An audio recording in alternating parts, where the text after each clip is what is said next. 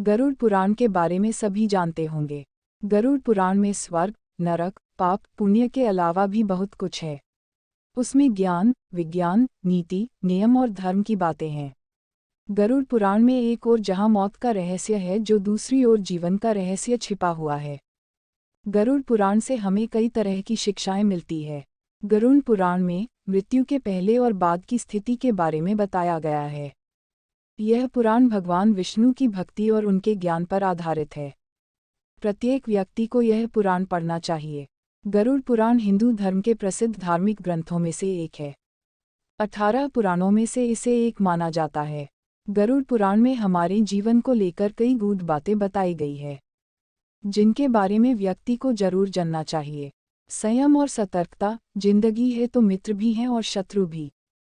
कहते हैं कि जिसका कोई शत्रु नहीं वह अपनी जिंदगी में कुछ नहीं कर रहा है, ऐसे में उसका कोई मित्र भी नहीं होता। इसका यह मतलब नहीं कि हम जानबूझकर लोगों को शत्रु बनाएं। यदि हम अपने तरीके से जी रहे हैं तो निश्चित ही शत्रु बनना स्वाभाविक है।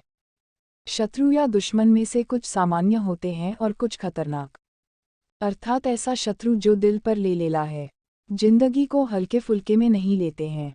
अब ऐसे शत्रुओं से चतुराई से शत्रु बचना होता है, अन्यथा वह कब, कहाँ और कैसे आपको चोट देने इसका कोई भरोसा नहीं। गरुड़ पुराण के नीतिसार में कहा गया है कि शत्रुओं से निपटने के लिए सतर्कता और चतुरता सहारा लेना चाहिए।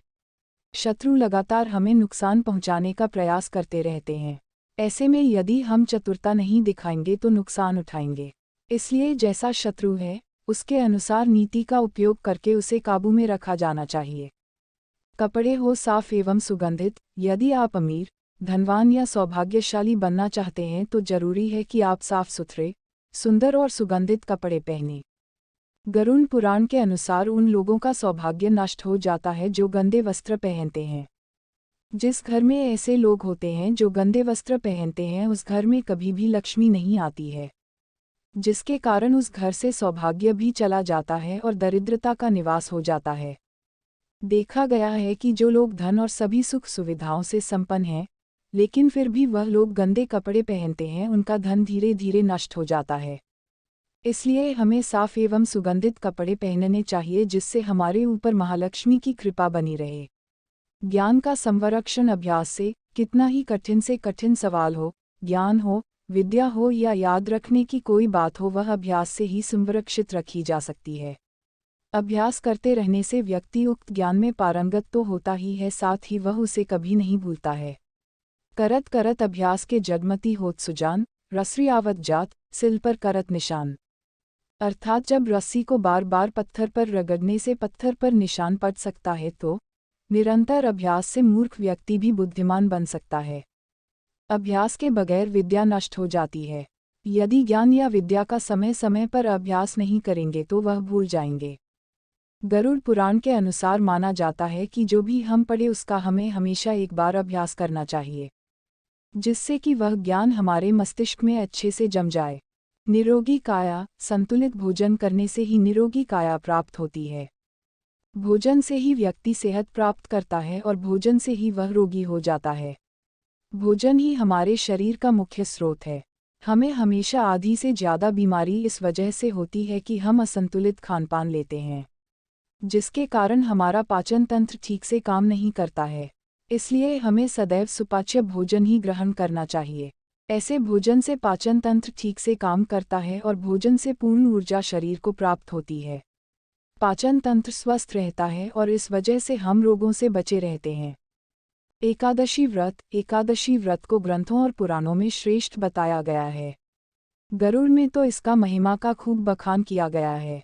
जो व्यक्ति एकादशी का व्रत रखता वह सभी कष्टों से बचा रहता है, उसे उस व्रत का निश्चित ही लाभ मिलता है। एकादशी व्रत रखने के कुछ नियम होते हैं। इस व्रत को नियम अनुसार ही रखना चाहिए। इस दिन सिर्फ फलाहार ही लेना चाहिए। किसी भी प्रकार का व्यसन नहीं करना चाहिए, तभी यह व्रत फल देते हैं।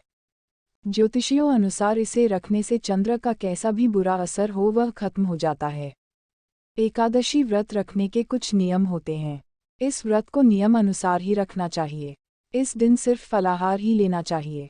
किसी भी प्रकार का व्यसन नहीं करना चाहिए, तभी यह व्रत फल देते हैं। ज्योतिषियों अनुसार इसे रखने से चंद्र का कैसा भी बुरा असर हो वह खत्म हो जाता है।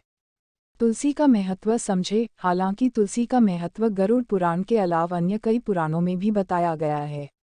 तुलसी को घर में रखने से सभी तरह के रोगों से मुक्ति मिलती है। इसका प्रतिदिन सेवन करने से किसी भी प्रकार से व्यक्ति को कोई रोग हो नहीं सकता। तुलसी को अपने घर में स्थान देने तथा जल देने से अवरुद्ध रास्ते खुल जाते हैं। इन्हें भगवान के प्रसाद में सेवन करने से सारे शारीरिक और मानसिक विकार दूर होते हैं। विष्णु जी की पूजा के पश्चात इनकी पूजा करने से बहुत फल मिलता है। मंदिर और धर्म का सम्मान करें। किसी भी देवी, देवता या धर्म का अपमान करने वाले को एक दिन जिंदगी में पछताना होता है और वह नरक में जाता है।